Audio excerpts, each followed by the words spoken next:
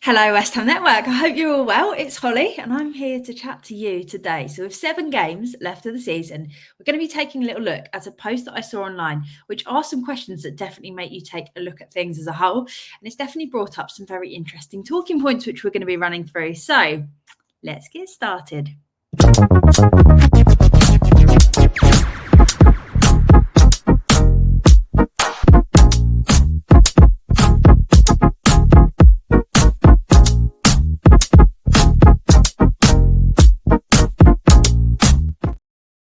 Yes, West Ham Network. So today we are going to be taking a look at this from somebody called Jack on X, and we're going to be answering it for ourselves.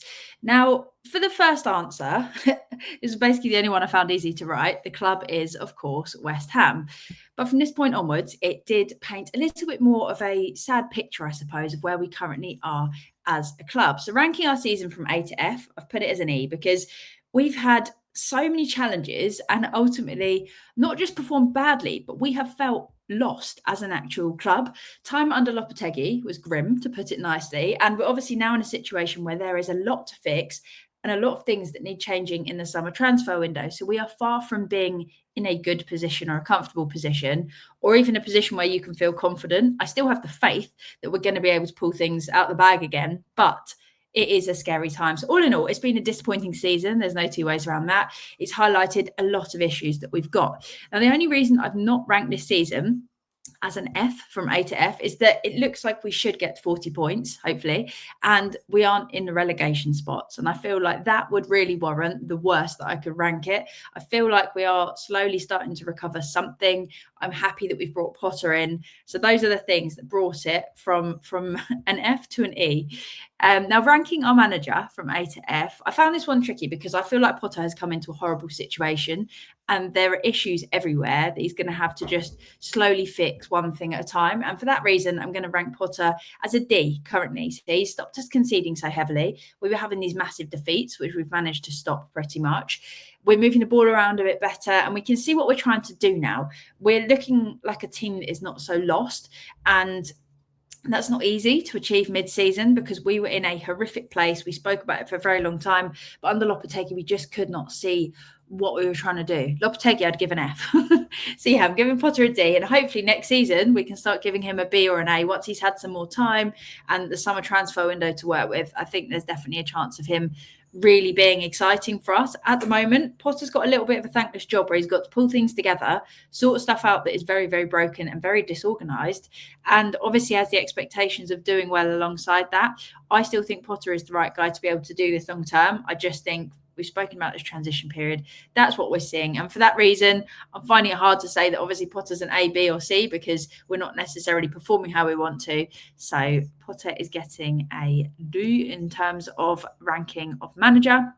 Now, player of the season for me, it's got to be Aaron Wan-Bissaka. He has been reliable. He has performed consistently well. I feel like he's played a big part in helping us get forwards when we've, it just feels like when we've managed to get forwards, usually he has a pretty big part of that. And he's just worked hard every game to make things happen. He's also probably the only player at the moment that I get a little bit excited about when he just gets on the ball because you feel like he can do something.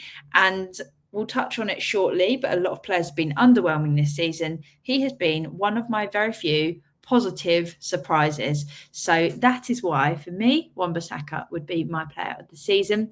I want you to get involved in the comment section as well and let me know what your answers are for all of this. If you're not already doing it, get typing because I want to hear what you think. Young player of the season's got to be Ollie Scholes. Without a doubt, he's stepped up. He's shown that he's capable of playing at the top level of football. He's made 5 Premier League starts at the age of 19. So he's got a very bright future ahead of him. While Emerson is clearly out of favour, he's getting that chance to show what he can do. He might not be the finished product at the moment, but I really do feel like he's got the attributes of a top player, particularly when he grows in confidence a little bit and then wants to play more progressive passes on top of what he's already doing. I honestly think he could be a very, very exciting player for West Ham, hopefully, throughout the years. Best signing of the season, without a doubt, Wan-Bissaka again. He's been an incredible addition to our side for all the reasons that I've already mentioned. Came to us with a lot of criticism of his defensive abilities, and then there was a question mark over whether he could actually get down the wing and help us in attack. Basically, nobody at United, or based on his performances at United, thought he would actually be valuable in attack or defence or midfield as a result. But he has certainly proved any doubters wrong. And on top of this, I think he was reported to have cost us 15 million. So that is an absolute steal. Now, the one that I actually found impossible to answer was most improved player of the season, which really does say something, because most seasons you'd be saying, oh, Bowen's done really well and this player's done really well. Oh, but then there was this patch where they did well, and you'd be weighing up different players and how they've been performing. But most improved player of the season, I honestly couldn't tell you who. Scarles has obviously stepped up. Wan-Bissaka's got more solid as the season's gone on. Souček has kind of stayed the same. But other than that, I honestly don't think we can say that anyone's got better, which is shocking considering the number of players that we have and the ability that we know some of them have. We're looking at players like Kudus, who last season we were saying he's worth so much more than 80 million. Let's hope no one wants that release clause. And we were scared that why have we set such a low release clause? And now we're saying we're going to entertain offers lower than that. And like, fingers crossed we can get something for him, because we're not using him. We don't trust him at the moment, and we need to reinvest that money. The way that things have turned in terms of individuals as well performing, not just as a main side, is madness. But anyway, it made it very difficult for me to decide who was most improved player of the season. I'm going to have to say Scarles or Wan-Bissaka. Now, the next question is best game of the season. It's got to be Arsenal away. Back in February, we came into the game. We came into the game on a defeat from Brentford. And I remember thinking, we're in trouble here, because Arsenal were performing pretty well. We were not. And it was quite scary going up against them. And I really didn't want us to play badly, but we actually controlled the game really nicely. And we weren't the best that I'd seen us play in such a long time. We created chances. Obviously, Bowen headed the ball in from a Wan-Bissaka cross. This is like a Wan-Bissaka video, isn't it, today? We managed to keep a clean sheet, which was huge, especially in a game like that. We looked a lot more organised in the way that we defended. And that was one of those performances that had you questioning, are we turning things around right now?